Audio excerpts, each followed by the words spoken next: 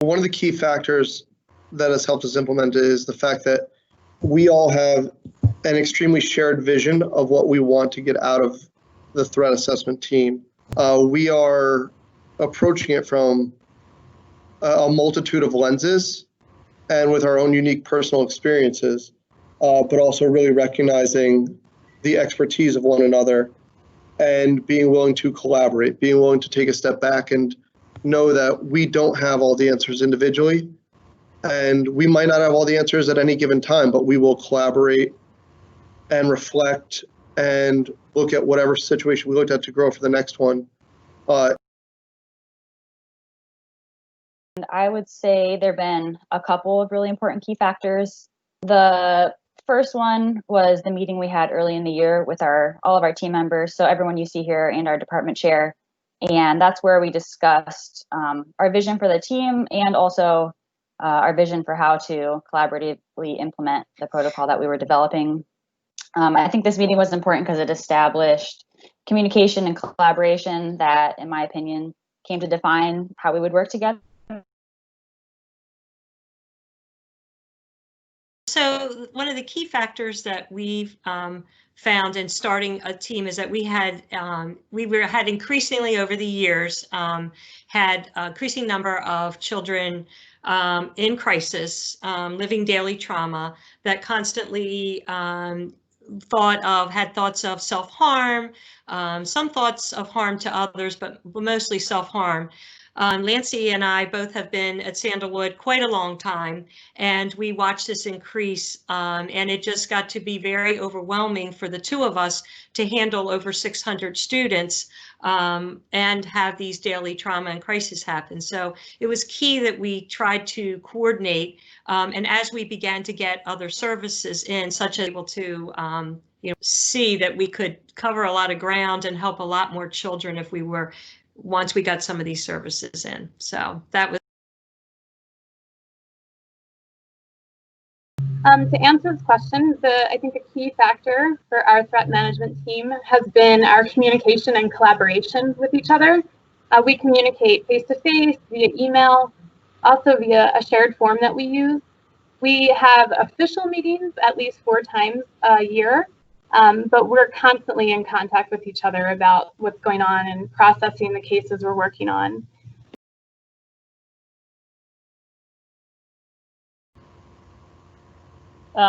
We have been very well supported by our administration, and that makes a very huge important difference.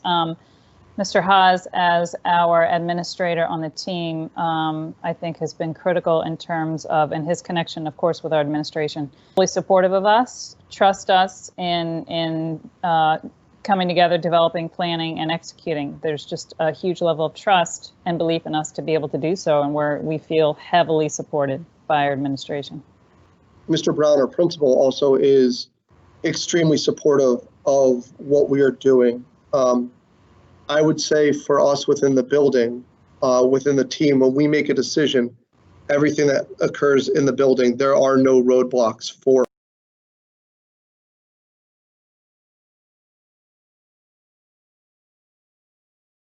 So we took the countywide record of student contact for suicidal ideation form that everyone fills out for the county as a starting point, and we determined as a team what information we wanted to pull from that form to keep in-house and what information we wanted to add. And we actually created our own Microsoft form, which we fill out within our team after each threat assessment. So additional data on that form includes threats to others and property, which isn't on the original form, and also the current supports that the student is already receiving so that we're aware. And then if further data is needed to inform next steps for students, then we figure out who will collect it at that time. When we meet as a group, we fill out a shared intervention document that tracks each student's current functioning and then also tracks the first intervention that had been made with that student, and then if needed, a second and third intervention. And then we're also continuously collecting, sharing, and analyzing data and utilizing data to inform our ongoing interventions with students, and also figuring out if they need a referral for SST or for outpatient counseling. Communicate with one another, sit around as a team when we have time to meet, this data is pretty good, is we can probably figure out what children need more services and what child need limited services. So basically, that's what we use the data for. And the data can be also used for various other things, but those are the main primary things that we use it for. All right, so your question was about data, how we use the data. Nina had mentioned that we gathered all of our documents and materials for threat management together in a notebook, but then we translated that to an online format. So we used Microsoft Excel, and we created a threat management digital log. And that basically included information like date, student name, demographics, threat level, and just like a one-sentence summary of what the interviewer's assessment was. So that streamlined our data. It was shared amongst our 7 members of the team. So we all had access to it while maintaining privacy rights, while maintaining FERPA and HIPAA compliance. The nice thing about having that spreadsheet was it was really easy to then sort or filter or review our data. So we could look at information like gender, race, grade level. If a student made multiple threats, then we could look at a history and we could identify patterns across time. If multiple students made a threat within the same day, then we could look at that data and it could help us to prioritize. We have taken ourselves all the way back with some of them to elementary and reviewing their files to kind of see what has been taking place. And what we've learned is that there has been these patterns along the way that has allowed us to implement the proper interventions, assessments, what have you. But you know, the team does a wonderful job just digging deep into the data. And you know, the things that we have found in some of our cases has really helped us with the development of the plan moving forward.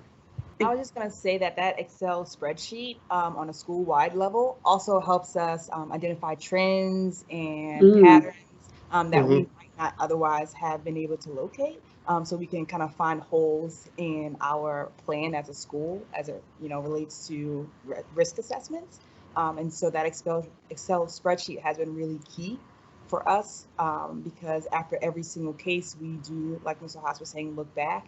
And so if we find, for example, that there is no protocol for addressing student threats that occur outside the normal school day, we can sit that and say, and come back to the table and say, okay, well, now we need to figure something out because we've realized that this is an area that we need to focus on.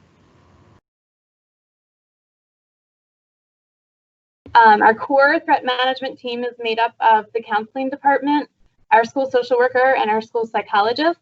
But we definitely also include our administration, the PPW, our school nurse, and the SRO as part of our threat management team. We think it's really important to have administration and the SRO heavily involved with the threat management team since they're so involved when a student makes a threat toward others. Core group that we have here, which does include a school psychologist, a social worker, the nurse, the school counselors, an administrator, Nurse Broadman. A lot of people say, well, it's just a school nurse. No, she brings an extreme expertise from the medical side that we would never even think to examine. Nurses are also very keen on understanding that physical symptoms aren't always physical symptoms. So, the kid that comes in with a stomach ache 10 days in a row, we have to start thinking outside of the box. Yes. This isn't necessarily a stomach ache, and then we bring it to the team, and that's where we find out that the kid is really having a lot of psychological problems and not physical. We all agree that it's critical to have diversity in terms of everybody's role. Sometimes, it is challenging. We are all busy all the time to get everyone together. But if you're having a meeting where it's just like the same people all the time. For example, you can never invite your PPW, or you can never invite your school nurse. You have to realize then that you are leaving out critical people. And Yes. those people definitely bring something to the table that you're missing out on if you cannot open your schedule up enough to allow those people to come in. With every single threat assessment that we have had, every single person has have played some kind of role in it, and every person has brought their own set of expertise, which we all value. And so if you leave those people out, then that's really going to be a detriment.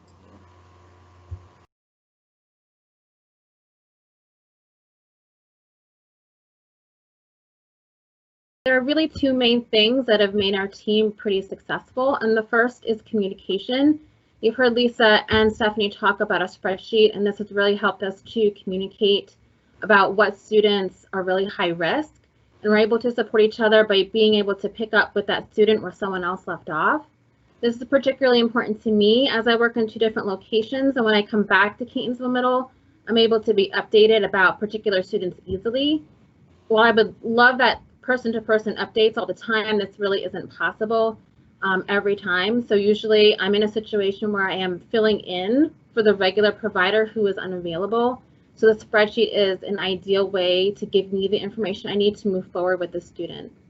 And the second main thing that really helps our team is simply respecting each team member. We have a great team, and we try to understand each member, what we can each bring to the team, and how we can play off each other's strengths accordingly. For the student, it provided responsive targeted interventions that resulted in students obtaining timely and, when warranted, often immediate mental health care. We also improved communication with parents by being able to contextualize the assessment and compare it with others. For example, as Ben also said, looking at triggers for that particular student, we can establish patterns. And it also created a more holistic approach because the student's level of functioning could now be viewed from multiple perspectives by different team members who have different relationships with them. And then they could bring their expertise to the assessment. The school community, it provided a safer climate. It can be an option to suspension. When you're using a therapeutic lens to look at threat to self and others and other highly dysregulated behaviors, you can avoid misusing suspension in cases where mental health interventions would better serve a student's needs. And also provided a partnership with community therapists and hospital staff when needed, and that's really critical. We don't need to connect with hospital staff often, but when we do, it's really important that we establish those partnerships. Best that I am proud of with our team is I have to give credit to our principal, Mrs. Lingenfelder. She has orchestrated for us starting in September to come together as a team, including her and our vice principal, Val Alexander, to sit down as a group and talk about what we can do to help our students in the school who are struggling or who are having issues in the classroom.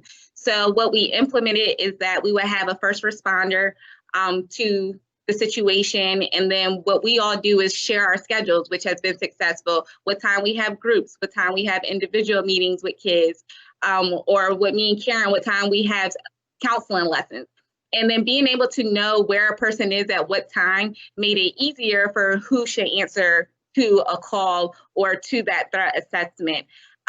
Also, I'd like to just add into Ms. Boyd, another thing that has made us successful is that each of our team members have built a relationship and a rapport with students. So our students know they have somebody to talk to. They may not be able to talk at times to their teacher, but they know they have at least that one person they can go, they can share anything with. And they know that genuine love and care about them and their well-being. So just with a good behavioral threat assessment team, we recognize that the winning moments aren't really as visible. as the losses. When something goes wrong in this setting, it's very, very obvious.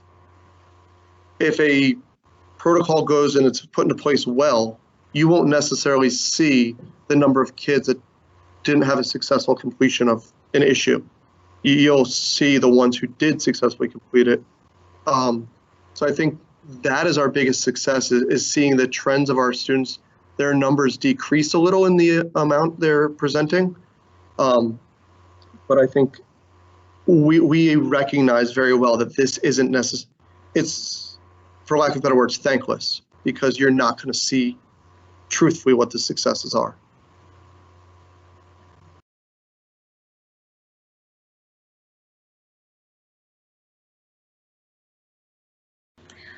So as far as challenges right now, working in a virtual or remote environment, it's proven a little difficult to continue to monitor our high flyer students.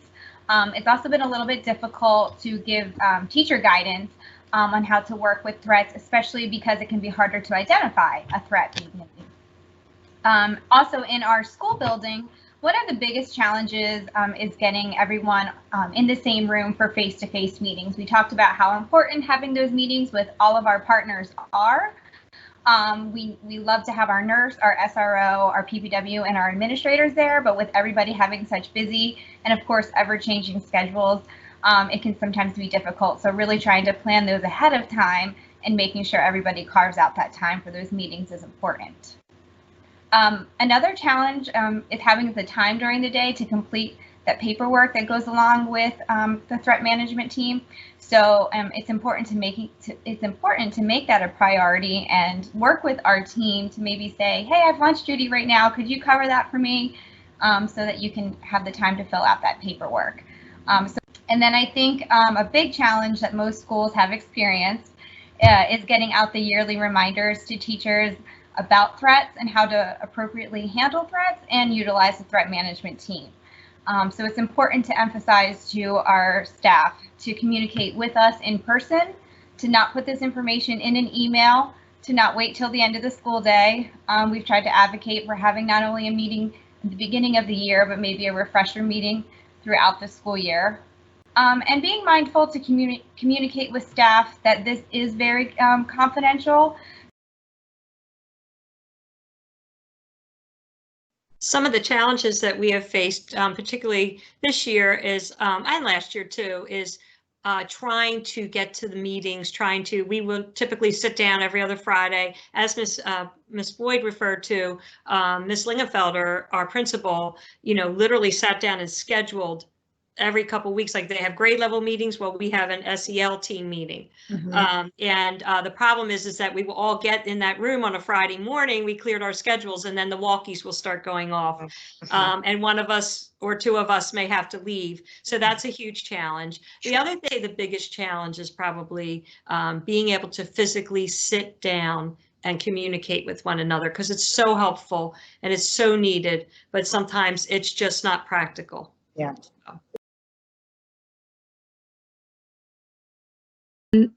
We did start off with the physical hard notebook, and then to collect our data and to document everything. And then it was challenging for us to balance accessibility and privacy, because technically anyone would have access to that. But once we realized the confidentiality issues going on with that, we ultimately did move to an online format so that everyone could access the documents without compromising any privacy. Sometimes when we would have to deliver the information to the parent, handling the record of parent-guardian notification document, they wouldn't have the easiest time accepting what was going on with the student. So sometimes we would have parents refuse to sign and return the document.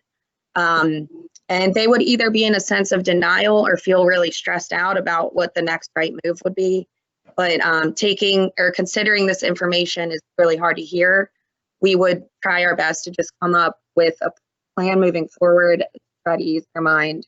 But sometimes it was difficult delivering that information to parents.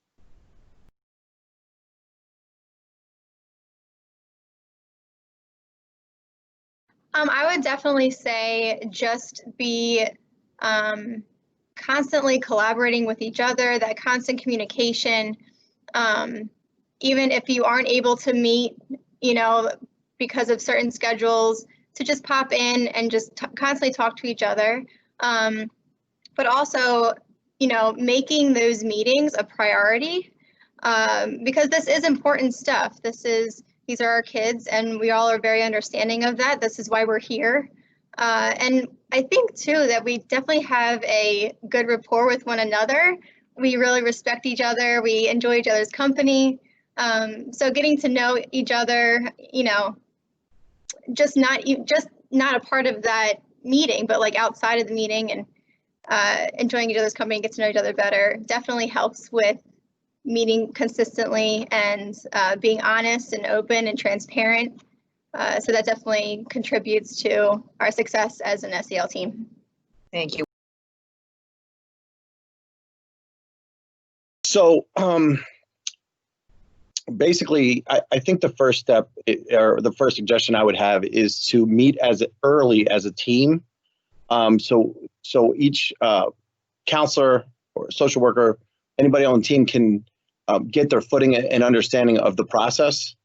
And then when it actually does occur, communication with, you know, a counselor that you might be able to collaborate with, an administrator, an SRO, social worker.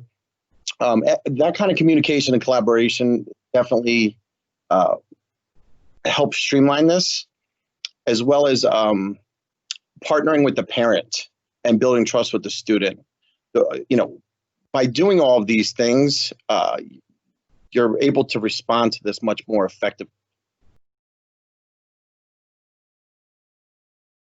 First and foremost, and I said it before, and I stand by it firmly, to have administration buying into the value and the critical importance of this team is huge. And to have an administrator sort of be our lead organizer of the team, I think we've found to be critical, because we feel always immediately backed by administration. And when that is in place, it really allows us to do what we feel we need to do in the best interest of the students. So I think that certainly is number one.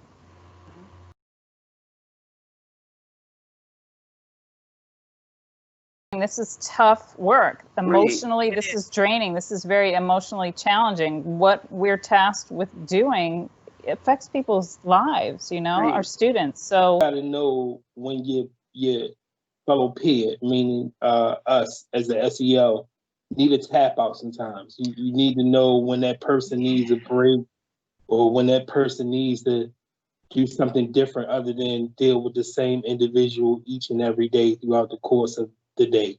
And that's key. And you definitely got to have a buffer. You know, someone has to be the firm person, someone has to be the rational person, but you all have to meet in the middle to come to an agreement or understanding. And then, you know, self-reflection with yourself, and then you can self-reflect with everyone else. And that's a big, strong key, because we can't prevent everything, but if we get ahead of enough things, we're going to make some good movement.